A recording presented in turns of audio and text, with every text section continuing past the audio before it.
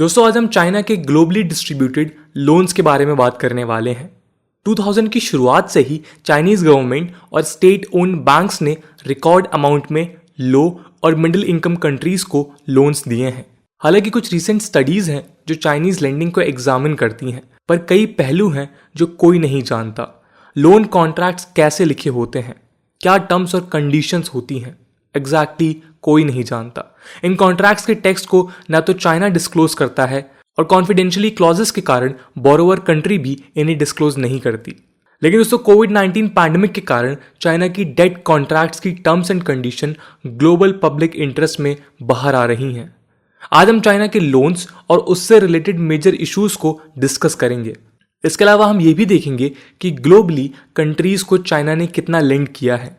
हम region wise countries में Chinese loan के डिस्ट्रीब्यूशन को भी देखेंगे।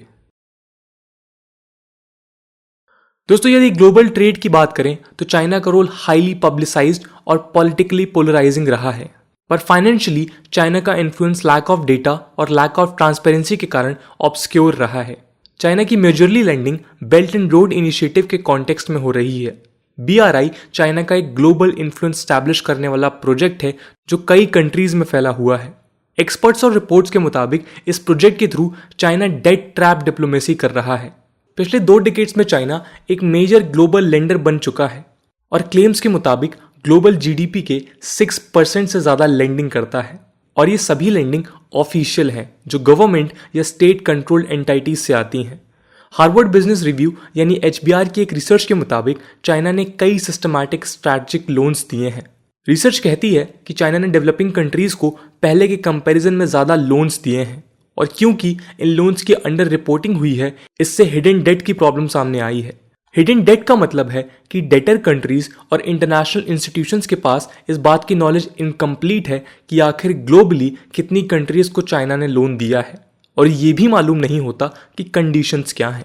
HBR की रिपोर्ट के मुताबिक चाइनीज स्टेट और उसके सब्सिडरीज ने ग्लोबली 150 कंट्रीज को $1.5 ट्रिलियन के डायरेक्ट लोन्स और ट्रेड क्रेडिट्स दिए हैं। इससे चाइना ने world bank, the international monetary fund या फिर organisation for economic cooperation and development यानी OECD क्रेडिटर गवर्नमेंट्स कंबाइंड को पीछे छोड़ दिया है। चाइना की ओवरसीज लेंडिंग बूम के बाद भी डेट फ्लोज और स्टॉक्स का कोई ऑफिशियल डेटा एग्जिस्ट नहीं करता है। चाइना इंटरनेशनल लेंडिंग को रिपोर्ट नहीं करता है, और Chinese loans traditional data gathering institution से भी बच निकलते हैं क्योंकि वो स्टेट ओन्ड लोन डिस्ट्रीब्यूशन है। इसको ऐसे समझे कि क्रेडिट रेटिंग एजेंसीज जैसे मूडीज और Standard and Poor's of data providers जैसे ब्लूमबर्ग केवल प्राइवेट क्रेडिटर्स पर फोकस करते हैं, और क्योंकि चाइना की लेंडिंग स्टेट स्पॉन्सर्ड है इन एजेंसीज की रडार पर नहीं रहती।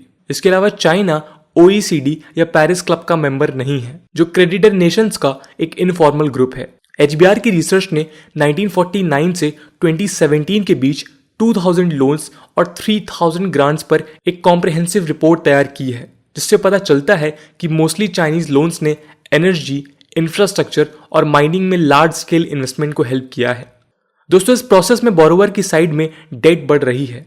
HBR की रिपोर्ट के मुताबिक 50 मेन डेवलपिंग कंट्रीज में चाइना से लिया गया एवरेज स्टॉक ऑफ डेट जहां 2005 में बोरोवर कंट्री के GDP का 1% था, वहीं 2017 में ये करीब 15% हो गया है। इनमें से करीब 1 दर्जन ऐसे देश हैं जो अपनी GDP का 20% तक चाइना को ओ करते हैं। इनमें Djibouti, tonga, Maldives, Republic of Congo, Kyrgyzstan, Cambodia, niger, Laos, Zambia, Samoa, Vanuatu और मंगोलिया जैसे देश शामिल हैं। HBR की एनालिसिस रिवील करती है कि चाइना के डेवलपिंग कंट्रीज के लोन्स का 50% अंडर रिपोर्टेड है। इसका मतलब यह है कि डेट स्टॉक, ये सरल भाषा में लोन, वर्ल्ड बैंक और क्रेडिट रेटिंग एजेंसीज और IMF के गोल्ड स्टैंडर्ड डेटा सोर्सेज में अपीयर नहीं होते हैं। एनालिसिस के मुताबिक 2016 तक चाइना की अंडर रिपोर्टेड लेंडिंग $200 बिलियन से ज्यादा है। दोस्तों इससे पहले कि हम चाइना के लोन देने की प्रोसेस और स्ट्रैटेजीज को डिस्कस करें, एक बार ग्लोबली लोन डिस्ट्रीब्यूशन को देख लेते हैं। द डिप्लोमैट की एक रिपोर्ट में बॉस्टन यूनिवर्सिटी के डेटा सेट को साइड करके बताया गया है कि सेंट्रल एशिया में चाइना की टोटल लेंडिंग 2008 से 2019 के बीच $19.3 बिलियन है। सेंट्रल एशिया में चाइना अपना BRI प्रोजेक्ट भी एक्सपैंड कर रहा है, जिसके कारण मेजॉरिटी लेंडिंग की गई है। इसमें Kyrgyzstan, Mongolia, Tajikistan etcetera countries हैं। इसके अलावा रिपोर्ट ये भी बताती है कि ये फिगर एटलीस्ट $41 बिलियन का है, जो ऑथर के अनपब्लिश्ड डेटाबेस से पता चलता है। इसका मतलब ये है कि कई प्रोजेक्ट्स के ह्यूज अमाउंट्स अनअकाउंटेड हैं। BRI के अंडर चाइना ने Kyrgyzstan, Laos, Tajikistan and Mongolia जैसे देशों को भी भारी लोन्स दिए हैं। इसके अलावा साउथ एशिया में Vietnam, Malaysia, Indonesia, Philippines etcetera पर भी चाइनीज लोन्स हैं। इंडिया के पड़ोसी देशों को लेकर चाइना की स्ट्रैटेजीज भारत के लिए बहुत इंपॉर्टेंट है। चाइना ने बांग्लादेश, श्रीलंका, म्यांमार, नेपाल और पाकिस्तान जैसे देशों को मिलियंस ऑफ डॉलर्स के लोन्स दिए हैं। बांग्लादेश को चाइना ने 2020 से 2021 के फर्स्ट हाफ में ही करीब $460 मिलियन का लोन दिया था। ये लोन्स पिछले कुछ सालों में तेजी से बढ़े हैं। नेपाल को भी चाइना ने 2013 के बाद से मिलियंस ऑफ डॉलर्स के लोन दिए हैं। रिसेंट केस है श्रीलंका का हम्बनटोटा पोर्ट, जिसे श्रीलंकन गवर्नमेंट ने चाइना को 99 ईयर्स की लीज पर दिया है। इससे इंडिया, जापान और यूएसए की चिंता बढ़ी है कि कहीं ये चाइना का नेवल बेस न बन जाए। हम्बनटोटा पोर्ट के अलावा चाइना की एक्सिम बैंक ने श्रीलंका में मगमपुरा महिंद्रा राजपक्षा पोर्ट और मटाला राजपक्षा इंटरनेशनल एयरपोर्ट के अलावा कई प्रोजेक्ट्स के लिए लोन दिए हैं। अप्रैल 2021 में द हिंदू की एक रिपोर्ट के मुताबिक श्रीलंका पर $5 बिलियन चाइनीज डेट है। इसके अलावा अगला केस है पाकिस्तान का चाइना पाकिस्तान इकोनॉमिक कॉरिडोर या CPEC। पाकिस्तान पर 2020 के एंड तक चाइना का $30 बिलियन का कर्ज है। इसमें मेजॉरिटी डेट CPEC के कारण है। म्यांमार पर भी चाइनीज लैंडिंग का प्रेशर है। इकोनॉमिक टाइम्स की जून 2020 की एक रिपोर्ट के मुताबिक म्यांमार के टोटल फॉरेन डेट का 20% चाइना के लोन्स हैं। मिडिल ईस्टर्न कंट्रीज को लेकर चाइना के प्रोस्पेक्ट साफ हैं। बेल्ट एंड रोड इनिशिएटिव के अंदर मिडिल ईस्ट में कई प्रोजेक्ट्स चाइना के प्लान्स में हैं। जुलाई 2018 में बीजिंग में 21 अरब कंट्रीज की मीटिंग में शी जिनपिंग ने कहा था कि सिक्योरिटी प्रॉब्लम्स को रिजॉल्व करने की है डेवलपमेंट, और मिडिल ईस्ट में 20 बिलियन ग्रांट्स, एड और लोन्स देने का वादा किया था। चाइना ने कहा था कि वो पैलेस्टीन को $15 मिलियन वर्थ का एड प्रोवाइड कराएगा। इसके अलावा Jordan, Lebanon, Syria and Yemen को करीब $91 मिलियन का इकोनॉमिक सपोर्ट देगा। इसके अलावा चाइना ने ऑलरेडी सऊदी अरेबिया, इजिप्ट और UAE के साथ कॉम्प्रिहेंसिव स्ट्रैटेजिक पार्टनरशिप साइन की हुई है। हालांकि इसका मतलब ये नहीं है कि इन देशों को लोन दिया ही जाएगा। चाइना ईरान रिलेशनशिप भी स्ट्रैटेजिकली स्ट्रांग हो रहा है। ईरान ने रिसेंटली चाइना के साथ 25 ईयर कोऑपरेशन प्लान साइन किया है, जिसमें न्यूयॉर्क टाइम्स की एक रिपोर्ट के मुताबिक अगले 25 ईयर्स में $400 बिलियन की डील्स होंगी। इससे इंडिया को डायरेक्ट इम्पैक्ट पड़ रहा है, क्योंकि ईरान पर चाइनीज इन्फ्लुएंस के कारण इंडिया के स्ट्रैटेजिक कंसर्न्स पैदा होने ऑब्वियस हैं। CPEC के कारण चाइना पाकिस्तान का ग्वादर पोर्ट मैनेज कर ही रहा है, और इसी के साथ उसकी नज़र ईरान के चाबहार पोर्ट पर भी है। रिसेंटली ईरान ने चाबहार पोर्ट में रेलवे लाइन प्रोजेक्ट से इंडिया को हटा दिया है। ईरान का कहना है कि न्यू दिल्ली फाइनेंस में डिले कर रहा था, लेकिन ये बात मानने वाली है कि इंडिया को इस प्रोजेक्ट से हटाना और चाइना के साथ 25 ईयर स्ट्रैटेजिक कोऑपरेशन साइन करना इंडिया के लिए एक सेटबैक है। यूरोप में दोस्तों 2014 में मोंटेनेग्रो पहला देश बना जिसने चाइना से अपने रोड प्रोजेक्ट के लिए 1 बिलियन यूरोस का लोन लिया है। मोंटेनेग्रो की पोजीशन पर यूरोपियन यूनियन ने भी चिंता जाहिर की थी, क्योंकि यूनियन चाइनीज इन्फ्लुएंस को लेकर परेशान थी। हालांकि यूनियन ने रिटर्स की रिपोर्ट के मुताबिक लोन चुकाने से मना कर दिया था, पर कहा था कि रोड प्रोजेक्ट को फाइनेंस में हेल्प दी जा सकती है। अफ्रीका में दोस्तों चाइना ने 2000 से 2019 तक $153 बिलियन के लोन दिए हैं।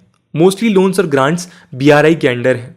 2020 तक अफ्रीका में कुछ देश ऐसे हैं जिनके ऊपर चाइना का अफ्रीका कॉन्टिनेंट में सबसे ज्यादा कर्जा है। इनमें Angola $25 billion, Ethiopia $13.5 billion, Zambia $7.5 billion, Republic of Congo $7.3 billion और सूडान $6.4 बिलियन शामिल हैं। इन कंट्रीज के अलावा कई अफ्रीकन कंट्रीज हैं जिन पर चाइना के लोन्स हैं। दोस्तों 2006 से 2017 के बीच केन्या ने चाइना से $9.8 बिलियन का कर्ज लिया है। इसके अलावा मोम्बासा और नैरोबी के बीच रेलवे लाइन के लिए 2020 तक करीब $7 बिलियन का कर्जा लिया है। 2018 में केन्या पोर्ट ऑफ मोम्बासा के कंस्ट्रक्शन के चलते डिफॉल्ट होने की कगार पर था। दोस्तों साउथ अफ्रीका पर चाइना का कर्ज उसकी 4% जीडीपी के बराबर है। नाइजीरिया के ऊपर $3.1 बिलियन की चाइनीज डेट है। जिबूटी के फॉरेन डेट का 77% चाइना के लोन्स हैं और इजिप्ट भी अच्छे खासे प्रोजेक्ट्स में चाइना से पैसे ले रहा है। दोस्तों लैटिन अमेरिका रिसोर्सेज में रिच रहा है, पर इकोनॉमिकली यहाँ के देश लो इनकम से मिडिल इनकम में ही रहे हैं। चाइना ने लैटिन अमेरिका में कई देशों को लोन्स दिए हैं। हालांकि एक्सपर्ट्स यहाँ चाइना की डेट ट्रैप डिप्लोमेसी को अप्लाई नहीं करते।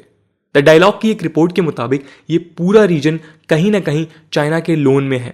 वेनेजुएला के ऊपर सबसे ज्यादा चाइनीज लोन्स हैं, पर इसके अलावा ब्राजील, मेक्सिको से लेकर पेरू तक सभी देशों में डेट है। फॉर एग्जाम्पल वेनेजुएला में $62.2 बिलियन, ब्राजील में $29.7 बिलियन, इक्वाडोर में $18.4 बिलियन, अर्जेंटीना में $17.1 बिलियन, बोलिविया में $3.4 बिलियन, जमाइका में $2.1 बिलियन, मेक्सिको में $1 बिलियन, डोमिनिकन रिपब्लिक में $600 मिलियन, सूरीनेम में $580 मिलियन और क्यूबा में $240 मिलियन। इसके अलावा कई देश हैं जिनमें 50 to 100 मिलियन US$ के चाइनीज लोन्स हैं।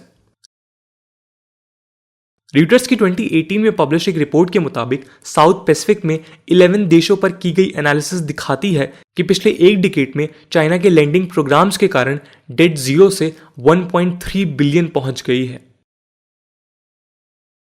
यदि हम चाइना की लैंडिंग प्रोसेस की बात करें तो ये एक सीक्रेट प्रोसेस है। इसके बारे में मार्च 2021 में एक स्टडी पब्लिश की गई थी।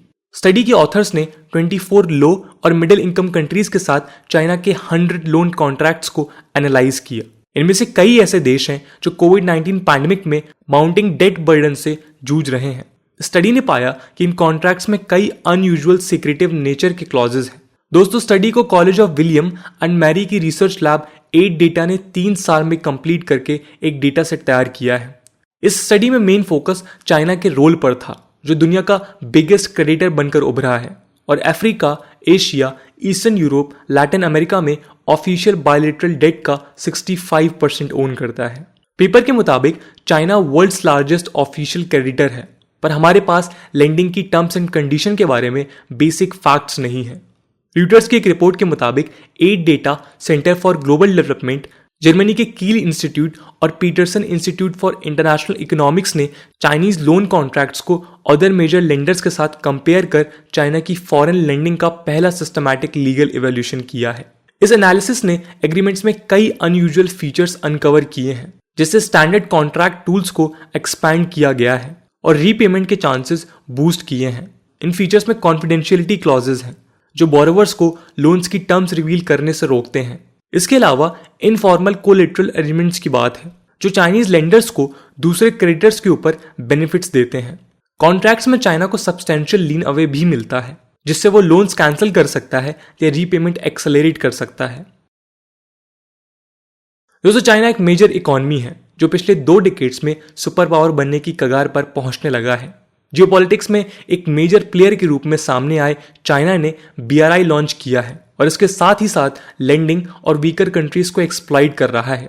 कई कंट्रीज ऐसे हैं जो करंटली चाइनीज इन्फ्लुएंस में हैं और कई और देश डेट ट्रैप में फंसे हुए हैं। इसके अलावा लेंडिंग प्रोसेस का सीक्रेट होना और कॉन्ट्रैक्ट्स में कॉन्फिडेंशियली क्लॉजेस के कारण एग्जैक्ट मोटिव्स और पॉलिसीज पब्लिक डोमेन में नहीं मिलती हैं। इससे हिडन डेट और उससे जुड़े इंप्लीकेशंस रहते तो हैं पर दिखते नहीं हैं।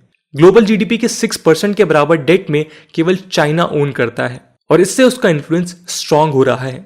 लेकिन ये कितना सही है? क्या अब ग्लोबल पावर सेंटर का शिफ्ट पास आने वाला है? क्या चाइना अगला सुपर पावर बनने वाला है? और यदि बनेगा तो उसके क्या इंप्लीकेशंस होने वाले हैं? इन सभी सवालों के जवाब मिलना बाकी है। दोस्तों आज की वीडियो के लिए इतना ही। आई होप आपको वीडियो पसंद आई होगी और अगर पसंद आई है तो दोस्तों के साथ शेयर करना ना भूलें। हम मिलते हैं अगले वीडियो में, तब तक के लिए जय हिंद, जय भारत।